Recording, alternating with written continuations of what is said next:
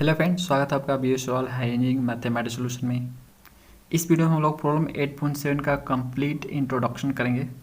Next video में आपको solution मिल जाएगा कम्प्लीटली। देखो, इसका प्रॉब्लम करना इतना मुश्किल नहीं है जितना इसका थ्योरी को समझना है। ठीक है, प्रॉब्लम बहुत ईजी है, प्रॉब्लम कोई बड़ी चीज़ नहीं है।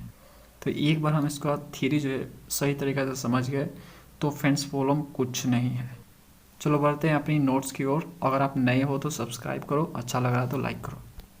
तो फ्रेंड्स, सबसे पहले हम डेफिनेशन समझते हैं सरफेस इंटीग्रल होता क्या है। देखो, सरफेस इंटीग्रल मल्टीपल इंटीग्रल का जनरेशन फॉर्म होता है जिसमें किसी वेक्टर पॉइंट फंक्शन या वेक्टर फील्ड को किसी सरफेस के ओवर इंटीग्रेट किया जाता है। यहाँ पे मल्टीपल इंटीग्रल का यूज किया गया है, इसका मतलब है कि एक से ज़्यादा बार इंटीग्रेट होता है इसमें।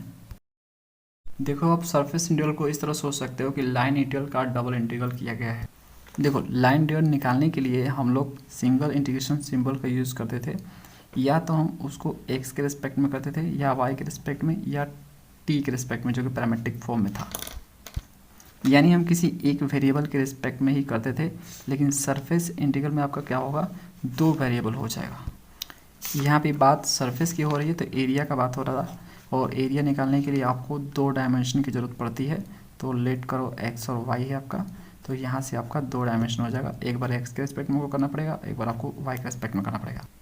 लाइन इंटीग्रल में हम लोग किसी लाइन के एलोंग, ठीक है, किसी लाइन के एलोंग जाते थे और उसी के एलोंग हम इंटीग्रेट करते थे वेक्टर पॉइंट फंक्शन को। जो भी हमारा वेक्टर पॉइंट फंक्शन दिया जाता था उसको हम लोग इंटीग्रेट करते थे किसी लाइन के एलोंग। जितने लाइन होते थे, जितने भी लाइन हुआ करते थे, लेट करो कि दो लाइन है तो आपका दो बार लाइन इंटीग्रल निकलता था। इसी तरह से इसमें भी आपका होगा, जितना भी सरफेस बनेगा, जो भी आपका कर्व सरफेस गिवन रहेगा, ठीक है, जो भी आपका, जैसे कि लेट करो आपका सिलेंडर दिया हुआ है इस तरह से, तो इसमें आपके कितने सरफेस बन रहे हैं, एक आपका ये बन रहा है, एक आपका इधर, और इधर आपका कर्व बन गया। तो तीन सरफेस इसमें बन गए। तो इसमें आपको तीन बार सरफेस इंटीग्रल निकालने पड़ेंगे। लाइन इंटीग्रल आपका वन डायमेंशन का मैटर है और ये आपका टू डायमेंशन का मैटर है। ओके, क्योंकि इसमें बात एरिया की होती है, मतलब सरफेस इंटीग्रल में एरिया की बात होती है, और इसमें आपकी बात होती है सिर्फ लाइन की, मतलब किसी लाइन के लोग आपको चलना है बस। जिस तरह से आपको लाइन इंटीग्रल निकालने के लिए आपको एक कर्व दिया रहता था, कर्व का इक्वेशन गिवन था आपको, उसी तरह से आपको सरफेस इंटीग्रल निकालने के लिए यहाँ पे आपको एक इक्वेशन मिलेगा सरफेस का। ठीक है, इक्वेशन ऑफ सरफेस आपको दिया जाएगा। ओके, और यहाँ पे आपका वेक्टर पॉइंट फंक्शन तो रहेगा ही, दोनों में रहता है, यहाँ पे भी रहता है और यहाँ पे भी रहता है, दोनों में रहता है। बस यहाँ पे आपका चेंज हो जाता है, यहाँ पे कर्व सिर्फ रहता था लाइन इंटीग्रल में, यहाँ पे आपका सरफेस रहेगा। ओके, बस इतना ही अंतर है और कोई ज़्यादा अंतर नहीं होता। और फ्रेंड्स, आपके माइंड में क्वेश्चन आएगा कि आप बोलोगे कि देखो, ये आप जो सरफेस ले रहे हो तो 3D का मैटर है, यहाँ पे 3D होता है। हाँ, 3D होता है, बात सही है आपका, लेकिन हम उसको 2D में बदल देते हैं। कैसे? प्रोजेक्शन से बदलते हैं।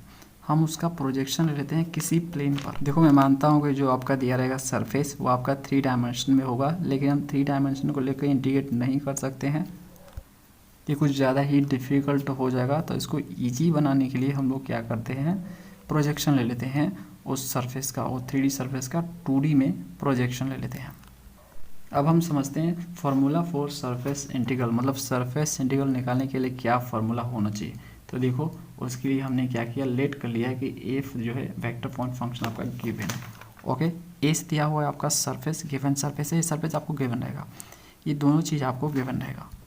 तो यदि हमें वेक्टर पॉइंट फंक्शन एफ का सरफेस के ओवर सरफेस इंटीग्रल निकालना है तो हमें सरफेस इंटीग्रल को डिफाइन करना होगा। यहाँ पे देख सकते हो, as the integral of the component of F, जो एफ वेक्टर है उसका component along the normal to the surface, surface पे जो नॉर्मल गिर रहा है उसके अलोंग।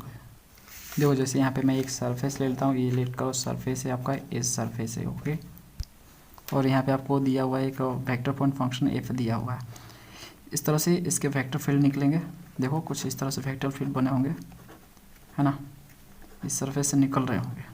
ठीक है फ्रेंड्स, सरफेस से निकल रहे हैं बहुत सारे वेक्टर फील्ड, कुछ इधर भी निकल रहा होगा, अलग अलग डायरेक्शन में निकल रहे होंगे, जरूरी नहीं है कि ऊपर ही से निकल रहा होगा, आपके अलग अलग डायरेक्शन में निकल रहे होंगे, इधर कहीं इधर, इस तरह से। ठीक है, अब हम क्या करते हैं, इस बड़े वाले सरफेस में से हम छोटा सा सरफेस यहाँ पे ले लेते हैं, इसी में से। ठीक है, इसी में से लेट करो आपका कोई, लेट करो आप इसको ही लेट कर लो, यहाँ पे मैं एक बना लेता हूँ तिरछा थोड़ा सा। ओके, ये छोटा सा सरफेस, ये है छोटा सा सरफेस DS, छोटा सा। बड़े सरफेस में से छोटा सरफेस तो निकाल ही सकते हैं ना, मैंने काट दी उतनी देर, ठीक है, काट के निकाल दी। तो ये रहा आपका छोटा सा, ये DS है। ओके, ये कुछ इस तरह से है, देखो इस तरह से। तो ये आपका वेक्टर फील्ड हो गया, इसका इफ फंक्शन का ये वेक्टर फील्ड एक हो गया। इतने सारे निकल रहे होंगे, बहुत सारे निकलते हैं, ठीक है। मैं आपको एक एग्जांपल देके बता रहा हूँ कि किस तरह से फॉर्मूला को डिराइव किया गया है। अब देखो सरफेस इंटीग्रल किस तरह से यहाँ पे डिफाइन किया गया है। तो define as integral of the component of F का जो कंपोनेंट होगा along the normal to the surface होना चाहिए। और इस छोटे से सरफेस पे हम एक नॉर्मल ले लेते हैं, देखो लेट करते हैं, इस सरफेस पे ये नॉर्मल वेक्टर है n। ओके फ्रेंड्स, इसको ऐसे समझ लो जैसे कि आपका पेज हो गया, पेज पे पेन ऐसे गिरा, ठीक है, ये नॉर्मल का काम करेगा, इस पर नॉर्मल गिर रहा है। उसी तरह से ये नॉर्मल वेक्टर है, इस सरफेस पे गिर रहा है। तो डिफाइन किया गया यहाँ पे कि कंपोनेंट ऑफ एफ, जो एफ का कंपोनेंट होगा, ये आपका ये भी तो वेक्टर फील्ड उसी एफ का ही है। तो ये जो कंपोनेंट होगा किसके अलोंग होना चाहिए, along to normal to the surface, ये इसके अलोंग होना चाहिए। इसके अलोंग मतलब इसके डायरेक्शन में होना चाहिए। ओके, इस तरह से डिफाइन किया गया है, क्योंकि आप देख सकते हो तिरछा है, ठीक है, इनके बीच कुछ ना कुछ एंगल बन रहा होगा, ठीक है, कुछ एंगल बन रहा है। ओके, तो ये देखो इस तरह से कंपोनेंट में ब्रेक हो जाएगा, ये देखो इधर आपका ब्रेक हो जाएगा, कुछ इधर आपका ब्रेक हो जाएगा, इस तरह से ब्रेक होता है ना फ्रेंड्स, ठीक है। तो ब्रेक करेंगे तो कुछ इस तरह से आएगा। तो ये जो पार्ट आएगा ये वाला, ठीक है, यही हमारे काम का है। इसी तरह से तो डिफाइन किया गया यहाँ पे कि डिफाइन कैसे है, इंटीग्रल ऑफ कंपोनेंट, ठीक है, कंपोनेंट ऑफ एफ का जो कंपोनेंट होगा नॉर्मल टू द सरफेस, इसका होना चाहिए नॉर्मल टू द सरफेस के अलोंग होना चाहिए। तो ये वाला काम का है ना। तो देखो अगर आपको एफ का कंपोनेंट जो है, एफ का कंपोनेंट नॉर्मल के अलोंग चाहिए, तो आपको क्या करना होगा, इस नॉर्मल का यूनिट वेक्टर निकालना होगा। इस नॉर्मल वेक्टर का क्या निकालना पड़ेगा, आपको यूनिट वेक्टर निकालना पड़ेगा। एन कैप निकाल लोगे, फिर इन दोनों को आपस में डॉट कर दोगे ना, जैसे उनको दोनों को डॉट कर दोगे, जैसे आपने डॉट कर दिया एफ डॉट एन, ठीक है, आपने यहाँ पे डॉट कर दिया। ओके, तो अगर आपने इसको डॉट कर दिया तो ये क्या हो जाएगा, ये हो जाएगा कि इसका जो कंपोनेंट है इसके अलोंग मिल जाएगा आपको, ठीक है, इसका कंपोनेंट इसके अलोंग आपको मिल जाएगा, इस नॉर्मल वेक्टर के अलोंग, ठीक है। तो ये आपको मिलता है। तो आप कैसे करोगे, तो जो आपका नॉर्मल वेक्टर गिवन रहेगा उसका आप यूनिट वेक्टर निकाल लोगे, उसके बाद जो वेक्टर पॉइंट फंक्शन दिया उसको आप डॉट कर दोगे। समझ में आ गया। तो इसी तरह से इसमें डेफिनेशन है कि अगर आपको सरफेस इंटीग्रल चाहिए तो आपको इस तरह से क्या करने होंगे, यहाँ पे एफ का जो कंपोनेंट होगा वो आपको लेने हैं किसके along, normal to the surface के अलोंग। ये वाला जो है आपका ये कैंसिल आउट हो जाएगा, ये पैरेलल कंसीडर किया जाता है, पैरेलल। आप ही सोचो ना फ्रेंड्स, यहाँ पे आपका सरफेस है, ओके, ये आपका सरफेस है। अगर आपका ये ऊपर ऊपर ऐसे पार हो गया वेक्टर पॉइंट फंक्शन, देखो इसमें से बहुत सारे हैं जो ऐसे ऐसे पार हो रहे हैं, ठीक है, इसमें से निकल नहीं रहे हैं, ऐसे ऐसे पार हो जा रहे हैं, ठीक है, ऐसे पार हो तो इसमें से निकल नहीं रहे हैं, ऐसे पार हो तो उसको थोड़ा काउंट किया जाएगा, ठीक है, उसको नहीं लिया जाएगा इसमें। तो इसको कैंसिल आउट कर दिया जाता है, लिया किसको जाता है, इसको लिया जाता है जो इस पर परपेंडिकुलर होता है, ठीक है। तो उसी को इसमें काउंट किया जाता है, इसको नेगलेक्ट किया जाता है क्योंकि ये पैरेलल होता है, ठीक है, पैरेलल वाले को नहीं लेने का। देखो सरफेस इंटीग्रल कुछ और बताता नहीं है, सिंपली आपको ये बताता है कि किसी सरफेस से, जो आपका सरफेस जो आपका गिवन है, उससे कितना फ्लक्स आउटवर्ड हो रहा है, टोटल फ्लक्स आउटवर्ड आपको बताता है। तो ये तो पैरेलल हो गया, ये कहाँ आउटवर्ड हो रहा है फ्रेंड्स, ये नहीं हो रहा है, इसलिए इसको कैंसिल आउट कर दिया जाता है। तो परपेंडिकुलर वाला ही सिर्फ आपको लेने होते हैं इसमें। तो देखो यही चीज़ मैंने यहाँ पे लिखा हुआ है, component of F along the normal क्या होगा, एफ डॉट एन कैप हो जाएगा, ठीक है। जो नॉर्मल वेक्टर होगा उसका आप यूनिट वेक्टर निकाल लोगे, दोनों को डॉट करोगे तो आपको मिल जाएगा, ठीक है। ये डेफिनेशन के अनुसार आपको रिजल्ट मिल जाएगा। यहाँ पे एन कैप क्या है, n cap is the unit normal vector है to n element ds. Ds छोटा सा एरिया, ठीक है, छोटा सा सरफेस हो गया, उस छोटे से सरफेस पे आपका ये नॉर्मल वेक्टर हो जाएगा, और उस नॉर्मल वेक्टर का जो यूनिट नॉर्मल वेक्टर होगा आपका एन कैप होगा। बस वही चीज़ देख सकते हो, यहाँ पे भी मैंने आपको दिखा रखा है, ये छोटा सा एरिया डीएस है, इस बड़े से एरिया में से छोटा सा एरिया ये हो गया। इस तरह से छोटे छोटे पार्ट को आप ऐड कर दोगे, ठीक है, छोटे छोटे पार्ट को आप ऐड कर दोगे, तो वही तो आपका इंटीग्रेशन होता है फ्रेंड्स। इंटीग्रेशन क्या करता है, छोटे छोटे चीज़ को जोड़ता है। ये छोटा सा एरिया हो गया, इस तरह से आपका एरिया इस तरह ऐड होता जाएगा, ऐड हो जाएगा, ठीक है। इस तरह से सारा एरिया ऐड होगा तो पूरा का पूरा एक एरिया बन जाएगा जो आपका सरफेस का दिया हुआ है, ठीक है, इक्वेशन जो भी दिया हुआ है, ठीक है, जो आपका सरफेस गिवन है वो पूरा का पूरा सरफेस आपका बन जाएगा छोटे छोटे सरफेस से। जिस तरह से आपने निकाला कि यहाँ से आपका आउटवर्ड कितना फ्लक्स हो रहा है, उसी तरह से सबको आप जोड़ दोगे तो पता नहीं चल जाएगा कि कितना पूरे सरफेस से फ्लक्स आउटवर्ड हो रहा है, पता चल जाएगा ना, ठीक है। तो वही तो है, इंटीग्रेशन करता है क्या, छोटे छोटे पार्ट को ऐड करता है। यहाँ पे आप देख सकते हो कि यहाँ पे लंबाई भी होती है और चौड़ाई भी होती है, ठीक है। तो इसलिए आपका दो वेरिएबल के रिस्पेक्ट में डिफरेंशिएट किया जाता है, ठीक है। एक एक्स वाई दिया है तो आपका एक्स के रिस्पेक्ट में एक बार वाई के रिस्पेक्ट में। अगर आपका वाई जेड दिया है, मतलब वाई जेड प्लेन पे आपने ले रखा है प्रोजेक्शन, तो आप जो है वाई के रिस्पेक्ट में करोगे या फिर जेड के रिस्पेक्ट में करोगे। इस तरह से आपका डबल इंटीग्रल का यूज़ होता है यहाँ पे, क्योंकि ये मैटर सरफेस का है और सरफेस आपका 1D में नहीं होता, 2D में होता है। यहाँ पे मैं बार बार जो सरफेस का नाम ले रहा हूँ फ्रेंड्स, वो समझ लो प्लेन सरफेस का बार बार मैं नाम ले रहा हूँ। देखो जो आपको इक्वेशन मिलेगा वो तो आपको 3D मिलेगा। अब फ्रेंड्स हम बात कर लेते हैं कि एन कैप हम निकालेंगे कैसे। देखो जो मैं आपको ग्रेडियंट सिखा रहा था तो मैंने आपको बताया था कि ग्रेडियंट कुछ और नहीं होता, सरफेस पे नॉर्मल वेक्टर होता है। और हम जानते हैं कि अगर हमें किसी वेक्टर का यूनिट वेक्टर निकालना होता है तो उस वेक्टर को हम उसके मैग्नीट्यूड से डिवाइड कर देते हैं, ठीक है। मैग्नीट्यूड से डिवाइड कर देते तो हमें क्या मिल जाता है, यूनिट वेक्टर मिल जाता है, ओके, एन कैप मिल जाएगा। तो देखो ग्रेडियंट क्या होता है, देखो एफ आपको गिवन रहेगा, ये इक्वेशन ऑफ सरफेस है आपका, ये आपका एस है, ओके, ये एस है, एस आपको गिवन रहेगा, फंक्शन के फॉर्म में गिवन रहेगा, जो कि एक स्केलर होता है। तो आप सिंपली ग्रेडियंट निकाल लोगे, ग्रेडियंट निकालने के बाद आप क्या निकालोगे, यूनिट नॉर्मल वेक्टर निकालोगे, ठीक है। वो आपका नॉर्मल वेक्टर ही होता है, यूनिट निकालने के लिए उसके मैग्नीट्यूड से डिवाइड करना होता है, तो ये हमें एन कैप दे देगा। अब देखो फ्रेंड्स आपका डी एस, ये जो डी एस है आपका, है ना, ये आपको बताएगा कि आपको किसके रिस्पेक्ट में करने हैं इंटीग्रेट, मतलब आपको जो लेने हैं और जो आपको लिमिट लेने हैं वो कैसे लेने हैं आपको ये बताता है, ठीक है। देखो अगर आपका कर्व्ड सरफेस है, ठीक है, आपका सरफेस कर्व दिया हुआ है, तो आप उसका प्रोजेक्शन तीनों में से किसी प्लेन में ले सकते हो, एक्स वाई में, वाई जेड में या जेड एक्स में ले सकते हो। देखो अगर आप सरफेस इंटीग्रल निकालने के लिए प्रोजेक्शन एक्स वाई प्लेन पे ले रहे हो तो आप डी एस की जगह पे इसको पुट करोगे। देखो अगर आपका दिया हुआ सरफेस कर्व्ड है तो आप स्वतंत्र हो, आपको किस पे लेने हैं प्रोजेक्शन, एक्स वाई प्लेन है, वाई जेड पे या जेड एक्स पे लेने हैं। और यदि दिया हुआ सरफेस प्लेन है, ऑलरेडी वो किसी प्लेन में है, तो ज़रूरत नहीं है भैया, जिस प्लेन में आपको दिया हुआ है उसी में आपको लेने। जैसे आपका एक्स वाई प्लेन में दिया तो यहाँ पे एक्स वाई होगा, अगर वो वाई जेड में ऑलरेडी दे रखा है प्लेन में तो आपको वाई जेड ही लेने हैं, यहाँ पे वाई जेड लिखना है, ठीक है। तो सरफेस कर्व्ड रहेगा तो स्वतंत्र होगा आप, ठीक है, जिस भी प्लेन में लेना चाहो ले सकते हो। अगर आप वाई जेड में लोगे तो यहाँ पे आपका वाई और जेड होगा, ठीक है। मैं आपको यहाँ पे दिखाता हूँ, देखो अगर आप एक्स वाई प्लेन में लेते हो, याद रहे आपका सरफेस कर्व्ड होना चाहिए, ओके, मतलब आपको पता ना चले कि वो किसी एक प्लेन में लाई कर रहा है, वो एक से ज़्यादा प्लेन में लाई करे तो आप पोजीशन ले सकते हो, ठीक है। एक्स वाई प्लेन में अगर पोजीशन लेते हो तो आप डी की जगह पे इसको पुट करोगे, यहाँ पे डॉट के कैप हो जाता है।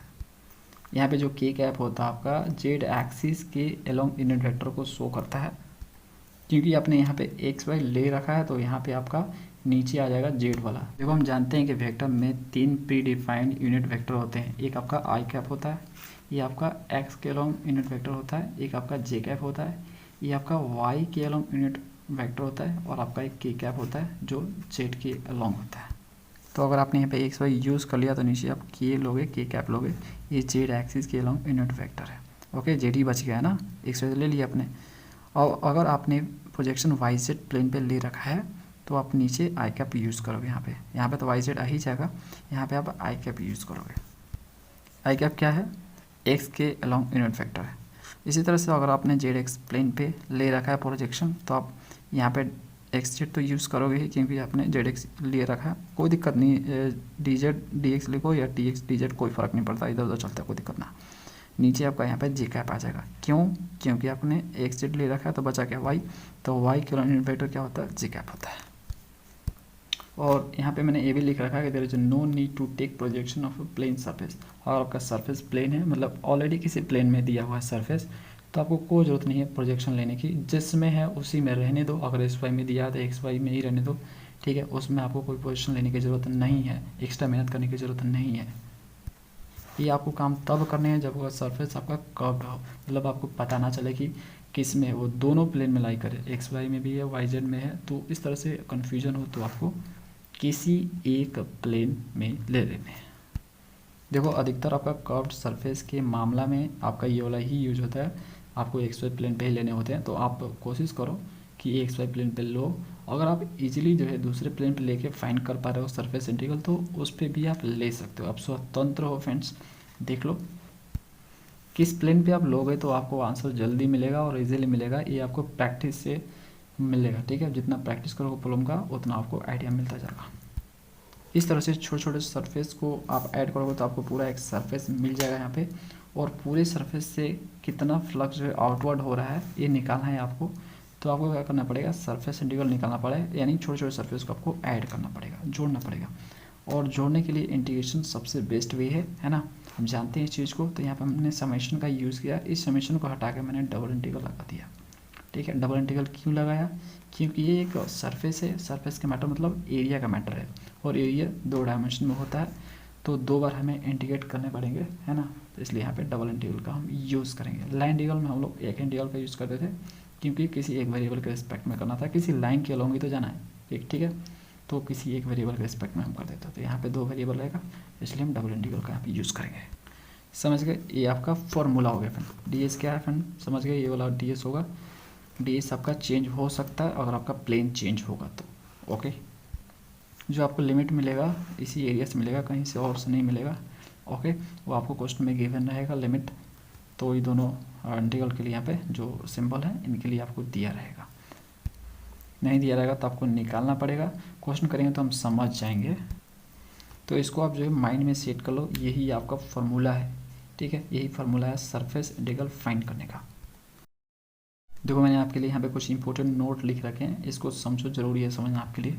देखो इस नोट में लिखा है, अगर आपका ए वेक्टर जो इसमें गिवन है अगर रिप्रेजेंट करता है वो वेलोसिटी ऑफ फ्लूइड पार्टिकल को, तो ये पूरा का पूरा जो रिजल्ट है वो बताएगा आपको total outward flux of A vector across the close surface S. जो आपका क्लोज सरफेस एस है उससे टोटल आउटवर्ड फ्लक्स कितना निकला एफ का, ये आपको बताता है ये पूरा का पूरा रिजल्ट। देखो अगला नोट ये बोल रहा है कि अगर आपका कोई रीजन ई दिया हुआ, लेट करो ये आपका रीजन ई है, इसमें एक सरफेस है क्लोज सरफेस एस है, ठीक है, इससे निकलने वाला जो आपका फ्लक्स होगा एफ का, एफ वेक्टर आपका गिवन है, ठीक है, इससे जो फ्लक्स निकलेगा, ठीक है, ये जो निकल रहा है, ओके निकल रहा है, अगर वो वैनिश हो जाए, वैनिश मतलब जीरो हो जाए, ठीक है, जीरो हो जाए, तो हम क्या बोलेंगे, एफ वेक्टर को हम बोलेंगे सोलेनोइडल वेक्टर पॉइंट फंक्शन बोलेंगे। क्या बोलेंगे फ्रेंड्स, एफ वेक्टर को solenoidal vector point function in E, region E में जो है वो क्या है, सोलेनोइडल वेक्टर पॉइंट फंक्शन है। घूम फिर के बोला जाए तो सरफेस इंटीग्रल का जो वैल्यू होगा आपका, ओके, अगर वो जीरो हो जाए,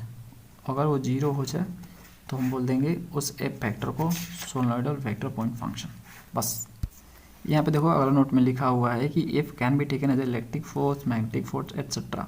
तो देखो एफ आपका जरूरी नहीं है कि वेलोसिटी ऑफ फ्लूइड पार्टिकल ही हो सकता है इलेक्ट्रिक फोर्स भी हो सकता है, मैग्नेटिक फोर्स भी हो सकता है। देखो अगला जो नोट है आपका वो एप्लीकेशन ऑफ सरफेस इंटीग्रल है।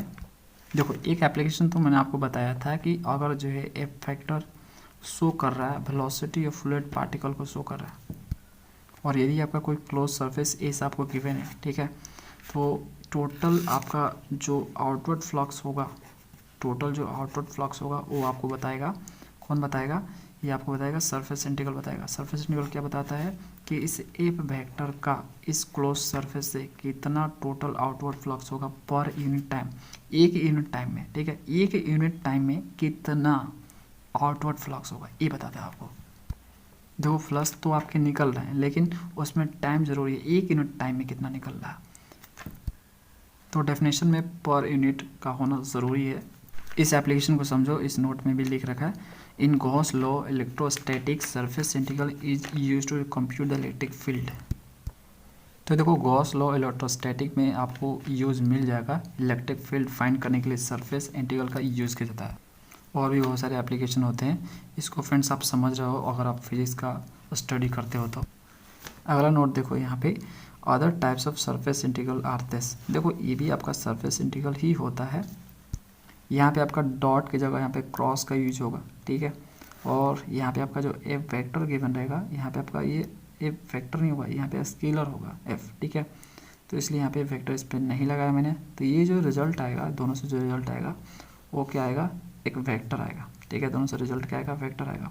जो हम लोग सीख रहे हैं, ये जो मैंने आपको बताया ये वाला, ठीक है। इससे जो रिजल्ट आएगा एक स्केलर आएगा, और इससे जो रिजल्ट आएगा वो एक वेक्टर आएगा। निकालने का प्रोसीजर सेम ही है, बस आपको यहाँ पर क्रॉस करना है और यहाँ पे सिंपली आपको f को n कैप से मल्टीप्लाई करना है।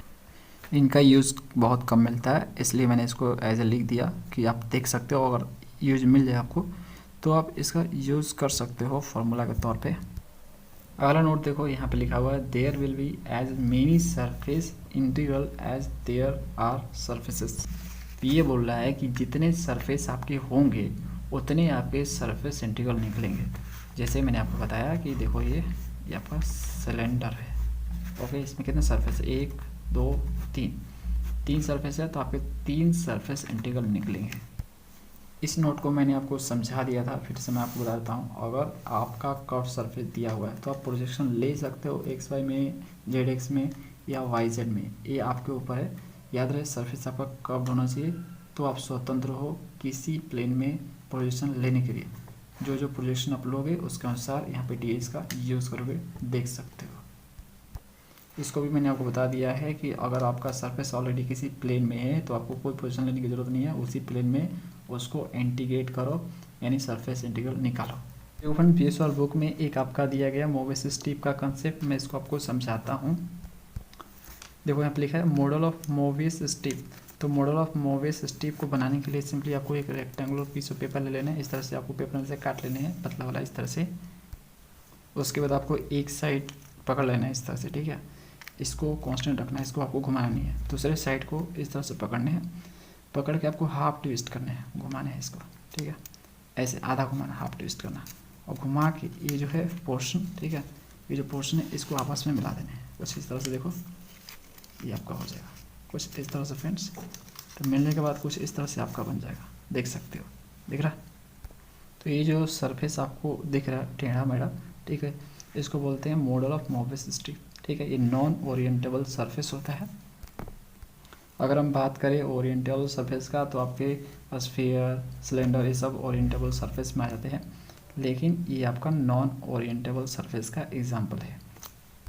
देखो इस टाइप के सरफेस का नेम जो है मॉडल ऑफ मोबिस स्ट्रिप क्यों पड़ा, तो यहाँ पे लिखा हुआ देखो, जर्मन मैथमेटिशियन था ये, इसी ने शायद बनाया होगा, ठीक है। तो इसी के नाम पे पड़ गया इसका नाम। तो ये था कंप्लीट इंट्रोडक्शन। मिलते हैं नेक्स्ट वीडियो में प्रॉब्लम के साथ, ख़त्म कर लेंगे इसको। Thanks for watching.